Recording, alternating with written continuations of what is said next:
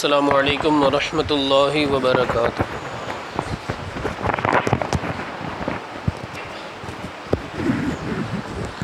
نحمده ونصلی علی رسولہ الکریم اما بعد فاعوذ باللہ من الشیطان الرجیم بسم اللہ الرحمن الرحیم سبحانک لا علم لنا الا ما علمتنا انک انت العلیم الحکیم رب اشرح لی صدری ویسر لی امری واحلل عقدۃ من لسانی یفقہوا قولی ان اللہ وملائکتہ یصلون علی النبی یا ایہا الذین آمنوا صلوا علیہ وسلموا تسلیما اللہم صل علی سیدنا و مولانا محمد معدن الجود والکرم وآلہ الکرام واصحابہ العظام وابنہ الکریم وبارک وسلم۔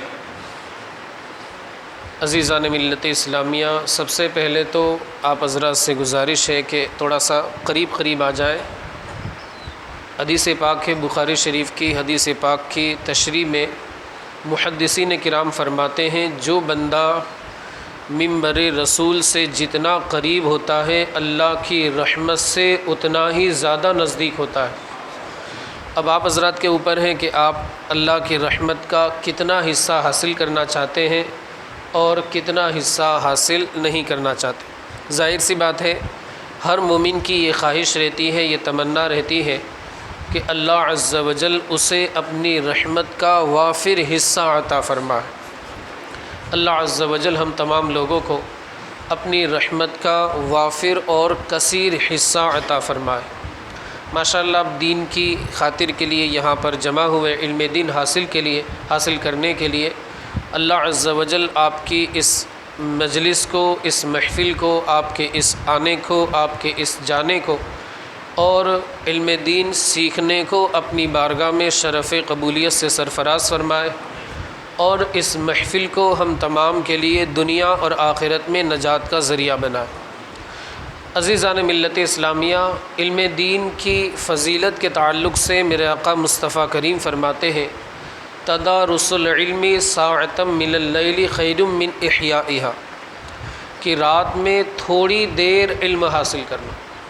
ملا علی قاری اس حدیث پاک کی تشریح میں فرماتے ہیں کہ کم از کم ایک گھنٹہ بندہ علم حاصل کرے، پوری رات نہ صحیح، 1 گھنٹہ یا کچھ ہی دیر کے لیے علم حاصل کرے، اللہ عز و جل اس بندے کو پوری رات جاگ کر عبادت کرنے سے زیادہ ثواب عطا فرماتا ہے، یا پوری رات جاگ کر عبادت کرنے سے زیادہ بہتر ہے۔ ایک اور حدیث پاک میں میرے آقا مصطفیٰ کریم فرماتے ہیں کہ بندہ علم کا ایک باب حاصل کرے، ایک چیپٹر جسے کہا جاتا ہے، ایک لیسن جسے کہا جاتا ہے، اگر بندہ علم کا ایک چیپٹر حاصل کرتا ہے، ایک لیسن حاصل کرتا ہے، اللہ عز و جل اس بندے کو 100 رکعت نوافل سے زیادہ ثواب عطا فرمائے۔ کتنی رکعت؟ 100 رکعت۔ بندہ 2-4 میں تھک جاتا ہے اور شیطان بھی کیا ہے اس کے ساتھ لگا رہتا ہے اور اس کو ورغلانے کی، بہکانے کی کوشش کرتا ہے۔ یہ بات اور ہے کہ آپ میں سے کوئی اللہ کا نیک بندہ ہو، اللہ والا ہو اور ماشاءاللہ وہ 100 رکعت پڑھ لے، بہت اچھی بات ہے۔ اللہ کی رحمت سے امید تو یہی، حسن ظن یہی ہے، مگر شیطان کیا ہے ہر انسان کے ساتھ لگا ہوا ہے۔ ایک صحابی رسول مدینہ منورہ سے دمشق کی جانب روانہ ہوئے، جو کہ سیریا کے اندر ہے۔ آپ حضرات نے نام سنا ہوگا دمشق کی جامع مسجد، مشہور و معروف ہے جگہ، سیریا کے اندر ایک علاقہ ہے، اس کا نام ہے دمشق۔ وہاں حضرت سیدنا ابو دردہ درس حدیث دیتے تھے، لوگوں کو علم سکھاتے تھے۔ مدینہ منورہ سے ایک شخص سفر کر کے وہاں پر پہنچے، حضرت ابو دردہ کی محفل میں، مجلس میں پہنچ گئے۔ حضرت ابو دردہ نے پوچھا آنے کا ریزن، کہ آپ کس سلسلے میں یہاں پر تشریف لائے؟ وہ آنے والے بتاتے ہیں کہ میں علم دین حاصل کرنے کے ارادے سے آیا۔ کہاں؟ ملک شام، اور کہاں سیریا، اور کہاں مدینہ منورہ۔ آپ سرچ کر کے دیکھیں گے گوگل وغیرہ پہ جا کے، ہاؤ مینی یہ کہا جاتا ہے how many distance between Syria and مدینہ منورہ، تو لگ بھگ 1500 کلومیٹر کے آس پاس جواب آئے گا، یعنی 1500 سے 2000 کلومیٹر کی دوری پر مدینہ منورہ، سعودی عربیہ اور سیریا، یہ دونوں کیا ہے 1500 کلومیٹر کی دوری پر یہ واقع ہے۔ مگر وہ صحابی رسول کا آپ علم دین حاصل کرنے کا جذبہ تو دیکھیں کہ جب علم حاصل کرنے کا شوق بیدار ہوا تو یہ نہیں دیکھا کہ 1500 کلومیٹر کا فاصلہ ہے، بلکہ یہ دیکھا کہ میرے آقا مصطفیٰ کریم علم دین سے محبت کیا کرتے۔ میں بھی چاہتا ہوں کہ علم دین حاصل کر کے مصطفیٰ کریم کی سنت پر عمل کرنے والا بن جاؤں۔ حضرت ابو درداء فرماتے انہی آنے والے سے کہ آپ اسی سلسلے میں آئے؟ انہوں نے عرض کی جی ہاں میں اسی سلسلے میں آیا ہوں، یعنی علم دین حاصل کرنے کے ارادے سے آیا ہوں۔ حضرت ابو درداء دوسری بار فرماتے آپ اسی سلسلے میں آئے ہیں؟ انہوں نے عرض کی کہ ہاں میں اسی سلسلے میں آیا ہوں، یعنی میں علم دین حاصل کرنے کے ارادے سے آیا ہوں۔ تیسری مرتبہ حضرت ابو درداء نے پھر پوچھا کہ یقیناً آپ علم دین حاصل کرنے کے ارادے سے آئے ہیں؟ انہوں نے عرض کی کہ ہاں میں الحمدللہ علم دین حاصل کرنے کے ارادے ہی سے آیا ہوں۔ اب حضرت ابو درداء فرماتے میرا یہ بار بار پوچھنے کا مقصد ایک کنفرم کرنا تھا کہ آپ یقیناً اسی مقصد کے ارادے سے آئے ہیں، اسی مقصد کے پیش نظر آپ مدینہ منورہ سے سیریا کا سفر کر کے یہاں تک آئے ہیں۔ تو مجھے ایک حدیث پاک یاد آئی، میرے آقا مصطفیٰ کریم فرماتے ہیں جو بندہ علم دین حاصل کرنے کے ارادے سے اپنے گھر سے چلتا ہے، اللہ عز و جل اس بندے کے لیے جنت کے راستے کو آسان فرما دیتا۔ تو میں یہ جو آپ سے بار بار پوچھ رہا تھا معاذ اللہ اس کا یہ مقصد نہیں تھا کہ میں بدگمانی کر رہا ہوں، آپ جو ہے وہ خلاف واقع بات کر رہے ہیں، آپ جو ہے صحیح بات نہیں بتا رہے، دوسرا مقصد ہے، کوئی اور مقصد ہے، میری جان کو خطرہ ہے معاذ اللہ۔ وہ تو صحابہ تھے، ان کے سینے تو بالکل پاک تھے، صاف و شفاف تھے، آپس میں محبت تھی۔ رحماء بینہم کی سچی اور عملی تفسیر کا نام مصطفیٰ کریم کے صحابہ کرام کی زندگی تھی۔ فرماتے ہیں کہ فرشتے اس بندے کے پیروں کے نیچے اپنے پروں کو بچھا دیا کرتے ہیں جو بندہ علم دین حاصل کرنے کا ارادہ کرتا، اور رحمت کے فرشتے نازل ہوتے وغیرہ وغیرہ، ایک طویل حدیث پاک ہے۔ ماشاءاللہ آپ حضرات خوش نصیب ہے کہ اتنے سارے لوگوں میں جن لوگوں تک پوسٹر گیا کسی کی کچھ مصروفیت رہی ہوگی، مگر اللہ عز و جل نے ان سارے لوگوں میں آپ حضرات کا انتخاب فرما لیا۔ اللہ عز و جل آپ کے اس آنے کو قبول فرمائے۔ لیکن یاد رکھیں کہ یہ سلسلہ آپ کا 11 دن تک بنے رہنا چاہیے۔ ابھی سے بیٹھے بیٹھے آپ نیت کر لیں انشاءاللہ العزیز، آپ آئیں نہ آئیں، ویسے اللہ کی ذات سے امید ہے کہ انشاءاللہ اللہ کی توفیق سے آپ ضرور آئیں گے۔ لیکن اب خدا نخواستہ کبھی کچھ کام آ گیا اور آپ نہیں آ سکے، نیت اگر آپ نے کی ہے اللہ عز و جل اس نیت کی برکت سے آپ کو ابھی سے ثواب عطا فرمائے انشاءاللہ۔ آئیں گے، ضرور آئیں گے انشاءاللہ۔ بہت لمبا نہیں چلے گا، بے فکر 1 گھنٹے تک نہیں چلے گا، 20 سے 25 منٹ، اس میں سے میں دیکھ رہا ہوں یہاں سے 9:12 پہ میں یہاں پر بیٹھا ہوں، 9:19 ہو گئی ہے، سمجھ لیجئے 7 منٹ تو مطلب تقریباً ہو چکے ہیں، اور سمجھ لیجئے 22-23 منٹ چلے گا، یا اگر بات پوری ہو گئی تو اس سے پہلے انشاءاللہ ہماری اس درس کو ختم کرنے کی کوشش کی جائے۔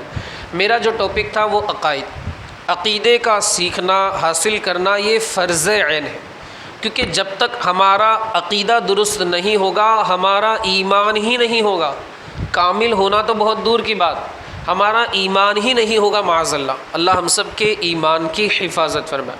خود رسول اللہ جو کہ ہدایت یافتہ لوگوں میں سب سے زیادہ ہدایت یافتہ لوگوں کے سردار، مگر اس کے باوجود بھی آپ ایمان کی حفاظت کے تعلق سے اللہ کی بارگاہ میں دعا کیا کرتے تھے۔ اور ایک وظیفہ حضور اعلیٰ حضرت نے بھی اسے ملفوظ میں لکھا ہے، جو بندہ یہ چاہتا ہے کہ شرک سے اس کی حفاظت رہے، کفر میں وہ بندہ مبتلا نہ ہو، تو رات میں سونے سے پہلے قل یا ایھا الکافرون کی تلاوت کر لے۔ اور ویسے بھی سورہ آیت الکرسی جو ہے وہ آپ کو پڑھنی، آیت الکرسی پڑھنی ہے، سورہ فاتحہ پڑھنی ہے، الف لام میم سے لے کے مفلحون تک پڑھنا ہے، یہ آپ معمول بنا لیں۔ اور صبح میں اور شام میں اعوذ باللہ السمیع العلیم من الشیطان الرجیم یہ آپ پڑھیں 3 مرتبہ۔ اور سورہ حشر کی آخری 3 آیتیں جو ہے هو اللہ الذی لا الہ الا هو عالم الغیب والشہادۃ هو الرحمن الرحیم، امام صاحب قبلہ سے آپ ماشاءاللہ سنتے ہی ہوں گے۔ صبح میں اگر آپ یہ 3 مرتبہ پڑھتے یعنی اعوذ باللہ السمیع العلیم من الشیطان الرجیم، اس کے بعد بسم اللہ بھی پڑھ لینی، بہرحال یہ اعوذ آپ کو 3 بار پڑھنی ہے، اس کے بعد بسم اللہ پڑھ کے سورہ حشر کی آخری 3 آیتیں پڑھنی ہے۔ میرے آقا مصطفیٰ کریم فرماتے ہیں جو بندہ صبح کے وقت سورہ حشر کی آخری 3 آیتیں پڑھتا ہے، شام تک 70,000 فرشتے اس بندے کے لیے مغفرت کی دعا کرتے ہیں۔ اور اتنے پر بس نہیں، میرے آقا مصطفیٰ کریم فرماتے ہیں کہ اگر بندہ اس دن انتقال کر گیا، اللہ اسے شہادت کے منصب پر فائز فرمائے گا۔ شام میں بھی اس بات کی عادت بنائے، سونے سے پہلے آپ ان 3 آیتوں کی تلاوت کر لیں۔ پہلے آپ کو 3 بار پڑھنا ہے۔ انشاءاللہ یہ بیان یوٹیوب پہ اپلوڈ بھی ہوگا، وہاں سے بھی آپ اس کو سن کر یاد کر سکتے ہیں، اور بہت سارے حضرات کا تو ماشاءاللہ معمول ہوگا، وہ اس پر عمل بھی کرتے ہوں گے۔ اعوذ باللہ السمیع العلیم من الشیطان الرجیم۔ ایک تو ہم نارمل جو پڑھتے ہیں ریگولر اعوذ باللہ من الشیطان الرجیم، یہاں پر ہم کو اللہ کے صفاتی نام جو ہے ان کا اضافہ کرنا ہے۔ اعوذ باللہ السمیع العلیم من الشیطان الرجیم 3 بار پڑھنا ہے۔ سورہ حشر کی آخری کی 3 آیتیں هو اللہ الذی لا الہ الا هو، یہ آخری تک آپ کو پڑھنا ہے، هو العزیز الحکیم تک آپ کو یہ 3 آیتوں کی تلاوت کرنی ہے سونے سے پہلے بھی۔ میرے آقا مصطفیٰ کریم فرماتے ہیں کہ اگر بندہ شام کے وقت یا رات کے وقت اگر ان 3 آیتوں کی تلاوت کر لے گا، اس وقت سے لے کر صبح تک 70,000 فرشتے اس بندے کے لیے مغفرت کی دعائیں کریں گے۔ اور اگر اس رات اس کا انتقال ہو گیا، اللہ ایسے بندے کو بھی شہادت کے منصب پر فائز فرمائے۔ تو ہمیں چاہیے کہ ہم ان موقعوں کو فراموش نہ کریں، اگنور نہ کریں، جانے نہ دیں، لیٹ گو نہ کریں، بلکہ ان پر عمل کرنے کی کوشش کریں۔ ایمان کی حفاظت کے لیے قل یا ایھا الکافرون پڑھ کر بندہ سوئے، اور چاروں قل پڑھ لے۔ رسول اللہ کا عمل یہ تھا، رسول اللہ صلی اللہ علیہ وسلم کا، کہ چاروں قل پڑھ کر کے آپ ایسے جہاں تک آپ کا دست اقدس، آپ کے دونوں دستہائے اقدس، دونوں مبارک ہاتھ جسم کے جس حصے تک آپ کے مبارک ہاتھ پہنچتے تھے، وہاں تک آپ اپنے مقدس ہاتھوں کو پہنچاتے تھے، اور اس طرح گویا کہ دم کر لیا کرتے تھے۔ اس پر بھی انشاءاللہ عمل کریں گے انشاءاللہ۔ خود بھی عمل کریں اور گھر والوں کو بھی آپ یہ سنائیں، تاکہ وہ بھی عمل کریں، اپنی دنیا کو بھی سنواریں، آخرت کو بھی سنواریں۔ پہلی بات کہ ہم کہتے ہیں کہ خدا ہر جگہ موجود ہے، تو کہنے والے کا جو منشا ہے، اس کا مقصد وہ پوچھا جائے گا کہ وہ کس اعتبار سے کہہ رہا ہے۔ معاذ اللہ اگر وہ اس اعتبار سے کہہ رہا ہے کہ اللہ ذات کے اعتبار سے، جسم کے اعتبار سے ہر جگہ موجود ہے، تو وہ بندہ دائرۂ اسلام سے خارج ہے، کیونکہ اللہ تعالیٰ جسم و جسمانیت سے پاک ہے۔ البتہ اگر بندہ اس اعتبار سے کہہ رہا ہے کہ اللہ سمیع و بصیر ہونے کے اعتبار سے، کہ اللہ ہر چیز کو سنتا ہے، ہر چیز کو دیکھتا ہے، اس اعتبار سے اللہ ہر جگہ موجود ہے، تو یہ کہنا جائز ہے، اس کی مراد دیکھی جائے۔ اور ایک عام بندہ، نارمل بندہ جو تھوڑا سا بھی علم رکھتا ہو، یقیناً وہ اسی ارادے سے کہتا ہے کہ اللہ ہر جگہ موجود ہے۔ معاذ اللہ وہ اس ارادے سے نہیں کہتا کہ وہ ذات کے اعتبار سے، جسم و جسمانیت کے اعتبار سے فزیکلی اللہ موجود ہے، معاذ اللہ اس کا یہ عقیدہ نہیں ہوتا، بلکہ سمیع و بصیر ہونے کے اعتبار سے ہی وہ کہتا ہے۔ غیر خدا کو رحمان کہنا حرام ہے۔ بہت سارے لوگ ہوتے ہیں، جیسے عبد الرحمن نام ہے تو وہ کہتے ہیں کہ رحمان چاچا، رحمان بھائی، تو یہ سارے الفاظ آپ استعمال نہ کریں۔ غیر خدا کو رحمان کہنا حرام ہے۔ کچھ اسما، کچھ نام ایسے ہیں جن کا اطلاق صرف اللہ کی ذات کے لیے، جیسے رحمان ہے، قیوم ہے، یہ سارے الفاظ جو ہیں وہ اللہ کے لیے۔ اسی طرح عبد القادر، قادر ویسے غیر خدا کو بھی آپ کہہ سکتے ہیں، بندہ قادر کا بھی قادر ہے، عبد القادر حضور اعلیٰ حضرت کا کلام بھی ہے، لیکن عبد القادر بندے کو کہنا چاہیے، قادر بھائی یا قادر بھائی یہ نہیں ہونا چاہیے۔ جیسے ہمارے یہاں عرف ہے کہ وہ دال کا جو زیر ہوتا ہے اس کو زبر سے بدل دیتے ہیں، اور قادر بھائی سے قادر بھائی ہو جاتے ہیں، قادر بھائی گوشت والے مشہور بھی ہے، تو یہ آپ نہ کہیں بلکہ عبد القادر کہے۔ ویسے بندے کو قادر کہنا بھی جائز ہے، مگر علماء فرماتے ہیں کہ بندہ عبد القادر کہے، ڈائریکٹ قادر وغیرہ نہ کہے۔ اسی طرح ہم کہتے ہیں کہ جیسے چندے وغیرہ کی ضرورت ہے، مسجد میں یا مدرسے وغیرہ میں کسی چیز کی ضرورت ہے، ہم یہ سوچتے ہیں کہ کوئی بندہ آئے اور وہ کام کرا دے، اور مسجد کی رقم سے وہ چیز ہمیں نہ لینی پڑے یا وہ خرچہ نہ کرنا پڑے۔ اب ہماری زبان پر کیا الفاظ آتے ہیں، ہم یہ کہتے ہیں کوئی بھی اللہ کا لال آئے گا اور دلا دے گا، ہوتا ہے کہ نہیں ہوتا ہے؟ تو لال کا مطلب ایک ہوتا ہے اولاد اور ایک ہوتا ہے پیارا۔ اب وہ اللہ کا لال یعنی یا تو اللہ کا پیارا، ایک حساب سے تو یہ جائز ہے، مگر اس کا دوسرا معنی دیکھیں کہ لال کا ایک مطلب ہوتا ہے اولاد۔ علماء فرماتے ہیں اردو زبان کا لفظ فارسی سے آیا ہے، لال کا ایک معنی ہوتا ہے اولاد۔ لال کا ایک معنی کیا ہوتا ہے؟ اولاد۔ تو لفظ اگر ایسا ہو، کوئی ورڈ اگر ایسا ہو جس کے دو معنی ہو، ایک جو ہے وہ صحیح ہو مگر ایک جو ہے وہ غلط ہو، تو ایسا لفظ اللہ کے لیے یا نبی کے لیے استعمال کرنا منع ہے۔ ظاہر سی بات ہے اس لال کا ایک معنی تو درست ہے، پیارا اللہ کا مقرب بندہ، مگر دوسرا جو معنی ہے اولاد، ظاہر سی بات ہے اللہ عز و جل اولاد سے پاک ہے۔ قل هو اللہ احد اللہ الصمد لم یلد ولم یولد ولم یکن لہ کفوا احد۔ اس کی نہ اولاد ہے نہ وہ کسی سے پیدا ہوا، اس کا کوئی ہمسر نہیں۔ تو لال کا لفظ بندے کے لیے، اللہ کی ذات کے لیے استعمال کرنا یہ درست نہیں کہ اللہ کا کوئی بھی لال آئے گا اور یہ کام کر دے گا، تو ایسا آپ نہ کہیں۔ اسی طرح یہ کہنا کہ اوپر والا، اکثر ہم لوگ یہ کہتے ہیں معاذ اللہ، ہم تو نہیں کہتے لیکن عوام سے سنتے ہیں، تو یہ کہنا بھی منع ہے، کیونکہ اس سے اللہ کے لیے کیا ہے؟ جہت ثابت ہوتی ہے۔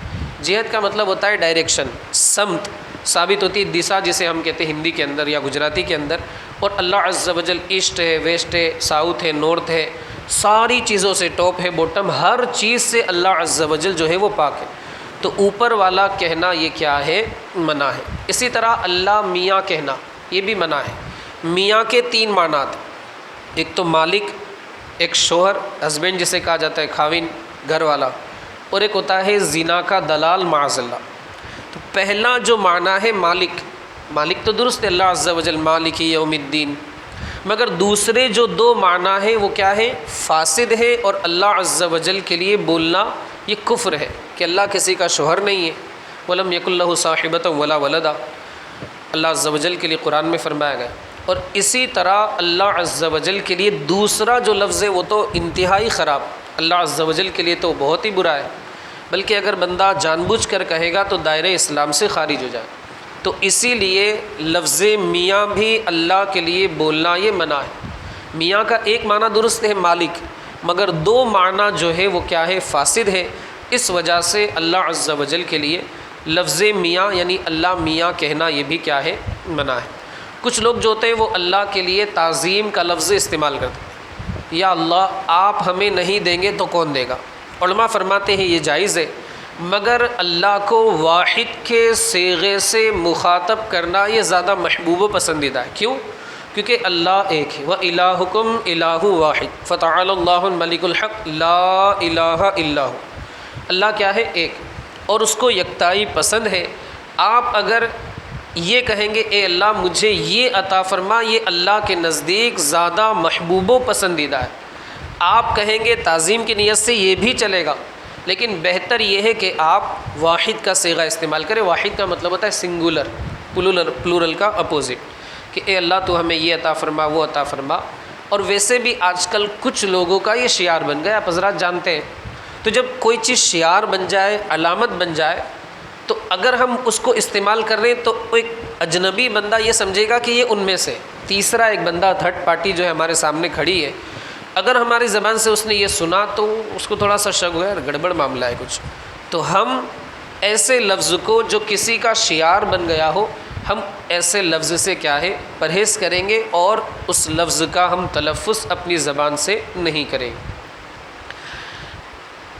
اسی طرح ہم یہ کہیں پیارا اللہ، پیارے اللہ، یہ کہنا کیا ہے؟ جائز ہے۔ حضور اعلیٰ حضرت کے کلام میں بھی استعمال ہوا ہے، جب کھلائے پیارا اللہ تیرا، چاہنے والا تیرا، حضور غوث اعظم کی منقبت میں۔ کبھی کبھی ایسا ہوتا ہے، خود میں نے بھی اپنے کانوں سے سنا ہے کہ کوئی بندہ یہ کہتا ہے کہ میں خود یہ کام کر دوں گا، اب سامنے والا معاذ اللہ یہ کہہ بیٹھتا ہے کہ تو اللہ تھوڑی ہے کہ یہ کام کر دے گا۔ معاذ اللہ یہ جو جملہ ہے یہ بھی کیا ہے؟ کفر ہے۔ اس بات کا بھی خاص خیال رکھنا ضروری ہے۔ ویسے تو اللہ کوئی بن ہی نہیں سکتا معاذ اللہ، مگر یہ جملہ کہنا جرأت کے ساتھ، بالکل بے باکی کے ساتھ، کہ تو اللہ تھوڑی ہے کہ سب کچھ کر دے گا، معاذ اللہ، استغفر اللہ، بولنے میں بھی ڈر لگتا ہے، مگر کچھ لوگ جو ہے وہ نہ دانی کی وجہ سے، نہ جاننے کی وجہ سے، کم علمی کی وجہ سے ایسے جملے اپنی زبان سے نکال دیتے۔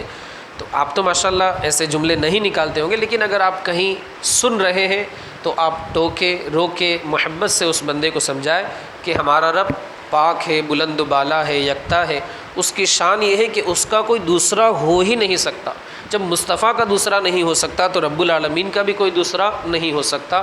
یک نے جس کو یک بنایا، آپ ہے مصطفیٰ ذات یکتا آپ ہے۔ اسی طرح کچھ لوگ جو ہے وہ یہ کہتے ہیں بھگوان، بھگ کا مطلب ہوتا ہے شرمگاہ اور وان کا مطلب ہوتا ہے والا۔ اب اس کا مطلب ہو جائے گا شرمگاہ والا۔ معاذ اللہ، یہ لفظ اللہ کے لیے استعمال کرنا کفر ہے۔ ہمارے رب کے لیے یہ لفظ استعمال کرنا یہ کیا ہے؟ کفر ہے۔ ایشور کہنا، ایشور کا مطلب ہوتا ہے خالق، یہ سنسکرت کا لفظ ہے، اس کا مطلب ہوتا ہے خالق، اور ایک مطلب ہوتا ہے معبود۔ علماء فرماتے ہیں کہ اللہ کے لیے یہ لفظ بولنا جائز ہے، مگر چونکہ غیر مسلموں کا یہ شعار بن گیا ہے، ان کی ایک علامت بن گئی ہے، نشانی بن گئی ہے۔ اگر ایک بندہ جس کے بارے میں لوگوں کو مطلب نئی جگہ پر چلا گیا اور اس کے بارے میں پتہ نہیں کہ مسلمان ہے یا نہیں ہے، وہ اگر اپنی زبان سے ایشور کہے گا تو سننے والے کیا سمجھیں گے؟ یہی سمجھیں گے کہ یار یہ غیر مسلم ہے۔ تو اس لیے اللہ کے لیے ایشور کا لفظ استعمال کرنے سے بچنا چاہیے، اللہ کے لیے ایشور کا لفظ استعمال کرنے سے بچنا چاہیے۔ اسی طرح پربھو ہے، پرماتما ہے، اور بلکہ مہاتما کہنا بھی منع لکھا ہے علماء نے۔ مہا کا مطلب ہوتا ہے عظیم اور آتما کا مطلب ہوتا ہے روح، روح عظیم، روح اعظم، یہ لفظ بھی استعمال کرنے سے علماء نے منع فرمایا، بلکہ حرام تک لکھا ہے۔ مہاتما گاندھی کہا جاتا ہے، مہاتما گاندھی نہیں کہہ سکتے۔ فتاوی رضویہ شریف میں حضور اعلیٰ حضرت نے اسے لکھا۔ اسی طرح غیر مسلم جو ہے وہ ملک الموت کو یمراج کہتے ہیں، کہتے کہ نہیں کہتے؟ جیسے کوئی بچ گیا، جیسے حادثے کا شکار ہوتے ہوتے بچ گیا، تو لوگ کہتے ہیں کہ یمراج آج چھٹی پر ہے، معاذ اللہ استغفر اللہ، یعنی ان کے حساب سے وہ کہتے ہیں کہ جو موت کو قبض کرتا ہے، روح کو قبض کرتا ہے، وہ یمراج ہے۔ تو ہم معاذ اللہ یمراج نہیں کہہ سکتے، اور یہ بھی نہیں کہہ سکتے کہ ملک الموت آج چھٹی پر ہے، ورنہ ایکسیڈنٹ ہوتے ہوتے بندہ بچ گیا، معاذ اللہ استغفر اللہ، یہ بھی کیا ہے؟ کفریہ جملہ ہے۔ اس بات سے بھی پرہیز کرنا یہ کیا ہے؟ ضروری ہے۔ ہم کیا کہیں گے؟ ملک الموت کہیں گے، حضرت اسرائیل علیہ الصلاۃ والتسلیم کہیں گے۔ ایک آپ سلام پڑھتے ہوں گے، آقا لے لو سلام، اب ہمارا بچپن سے سنتے آ رہے ہیں، ماشاء اللہ اچھا سلام بھی ہے۔ اس میں ایک شعر آپ پڑھتے ہوں گے، امتی کیا خود خدا ہے شیدا تمہارا، پڑھتے کہ نہیں پڑھتے؟ امتی کیا خود خدا ہے شیدا تمہارا، طرز میں بھی پڑھتے ہیں۔ تو اللہ کے لیے شیدا کا لفظ استعمال کرنا یہ منع ہے، اللہ کے لیے شیدا کا لفظ استعمال کرنا یہ منع ہے۔ اسی طرح اللہ کو فدائے محمد کہنا، یعنی محمد پر فدا ہونے والا، یہ بھی کہنا کیا ہے؟ منع ہے۔ اسی طرح ایک قوالی میں شعر چلتا ہے، ویسے قوالی تو منع ہے، لیکن کیا لوگ رنگ ٹون وغیرہ رکھتے ہیں اور کالر ٹون وغیرہ رکھتے ہیں، جہاں تک ہو سکتا ہے ہم تو منع کرتے ہیں، مگر پھر بھی لوگ سنتے بھی ہیں اور رکھتے بھی ہیں۔ اس میں ایک لفظ ہے، ہوس دید کی تھی معراج کا بہانہ تھا۔ ہوس کا مطلب ہوتا ہے لالچ، یعنی معاذ اللہ، اللہ کو اپنے نبی کے دیدار کی لالچ تھی، استغفر اللہ۔ یہ بھی کیا ہے؟ کلمہ کفر ہے، ایسا بولنا بھی سخت حرام۔ ہوس دید کی تھی معراج کا بہانہ تھا، تو یہ لفظ بولنا بھی کیا ہے؟ حرام ہے، اس کی بھی شریعت اجازت نہیں دیتی۔ کچھ لوگ جو ہے وہ جلال میں آ جاتے ہیں اور یہاں تک بول دیتے کہ میں شریعت وریت کو نہیں مانتا، بول دیتے معاذ اللہ استغفر اللہ۔ تو یہ لفظ بھی استعمال کرنا یہ کیا ہے؟ کلمہ کفر ہے۔ اگر بندہ ایسا لفظ استعمال کرے گا تو وہ دائرہ اسلام سے خارج ہو جائے۔ کہتے ہیں کہ شریعت وریت کو نہیں مانتا، معاذ اللہ استغفر اللہ۔ تو اگر بندہ ایسا لفظ استعمال کرے گا، ظاہر سی بات ہے شریعت کی توہین ہے، وہ بندہ دائرہ اسلام سے خارج ہو جائے۔ یہ اللہ کی ذات و صفات کے تعلق سے کچھ عقائد تھے۔ اب انشاءاللہ العزیز کل حضور کی شان کے تعلق سے انشاءاللہ کچھ عقیدے کی باتیں بیان کی جائے گی۔ آپ حضرات سے گزارش ہے وقت کی پابندی کے ساتھ آپ حضرات تشریف لائے، ان باتوں کو آپ بطور خاص یاد رکھیں۔ کچھ نہیں سمجھ میں آیا تو آپ مجھ سے رابطہ کر کے، حافظ صاحب قبلہ سے رابطہ کر کے پوچھوا سکتے ہیں، مجھ سے ڈائریکٹ بھی پوچھ سکتے ہیں، لیکن بطور خاص اسے آپ سمجھیں، کچھ کا کچھ آپ اسے ادھر ادھر مطلب نہ کریں۔ ویسے تو امید ہے کہ انشاءاللہ ایسا نہیں ہوگا، لیکن ہوتا ہے کہ سننے میں کبھی کچھ فرق ہو جاتا ہے اور بات جو ہے وہ دوسری طرف چلی جاتی ہے، کیونکہ یہ ایمان کی بات ہے۔ کفریات مطلب جو ہے ان سے بندے کو بچنا ضروری ہے۔ اللہ عز و جل کی بارگاہ میں دعا ہے اللہ ہم سب کو اور تمام ایمان والوں کے تمام ایمان والے جو خوش عقیدہ مسلمان ہیں، اللہ عز و جل ان کے ایمان کی حفاظت فرمائے، سنت مصطفیٰ کے مطابق زندگی کے شب و روز گزارتے رہنے کی توفیق عطا فرمائے۔ ہم سب مل کر پڑھیں استغفر اللہ ربی من کل ذنب و اتوب الیہ۔ دعا کے لیے ہاتھ اٹھائیں۔ دعا۔ بسم اللہ الرحمن الرحیم، اللہم صلی علی سیدنا مولانا محمد معدن الجود والکرم وآلہ الکرام واصحابہ العظام وابنہ الکریم وبارک وسلم۔ مولا کریم آقا عرصہ زمن نوازا ہماری اس محفل کو اپنی بارگاہ میں قبول فرما۔ اس کے پڑھنے میں، پیش کرنے میں، مولا عز و جل بیان کرنے میں ہم سے جو بھی غلطی لغزش خطا ہو گئی ہو، اپنے حبیب کے صدقے میں ان تمام کو معاف فرما۔ اے مولا عز و جل، تیری جو ذات ہے، تیری صفات، ان کے مطابق ہمیں عقیدہ رکھنے کی توفیق عطا فرما۔ ہمارے ایمان، عقیدہ، عزت، آبرو، جان، مال کی حفاظت فرما۔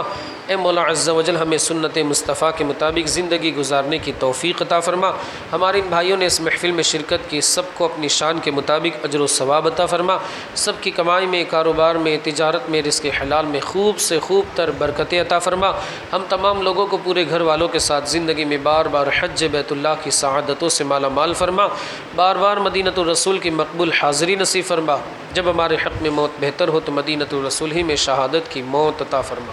مولا قوم مسلم کو عروج عطا فرما، ترقی عطا فرما، زوال سے اور نعمت کے چھن جانے سے قوم مسلم کی حفاظت فرما۔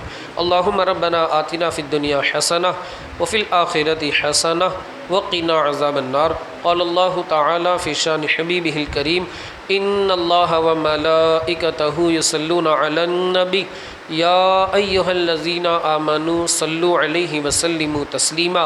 اللہم صل علی سیدنا و مولانا محمد معدن الجود والکرم وآلہ الکرام واصحابہ العظام وابنہ الکریم وبارک وسلم وافوض امری الی اللہ ان اللہ بصیر بالعباد برحمتک یا ارحم الراحمین۔